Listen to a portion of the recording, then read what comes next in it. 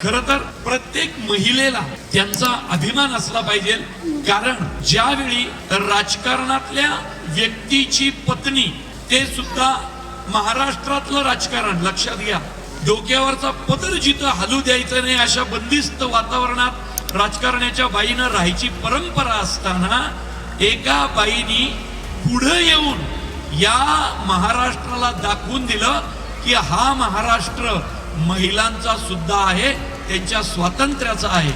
म्हणून अमृताताई, आम्हाला नेहमी तुमचं कौतुक वाटतं आणि त्याहून कौतुक देवेंद्र भाऊंचं की तुमच्या कुठल्याही स्वातंत्र्यात त्यांनी कधी हस्तक्षेप केला नाही, म्हणून तो माणूस मोठा, म्हणून देवाभाऊ या लाडक्या बहिणींनी प्रेमानं स्वीकारलेला आहे. सामाजिक कार्यक्रम आपल्याला फक्त देवाभाऊंचे माहिती आहेत, पण किती सामाजिक उपक्रम करतात अमृताताई हे एकदा प्रत्येकाने बघा.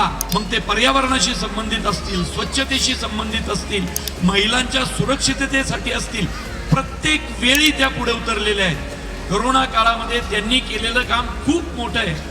त्यामुळे अमृताताई, तुमचं ही धडाडी आमच्या सर्व महाराष्ट्रातल्या भावधनमधल्या महिलांसाठी खूप महत्वाची आहे.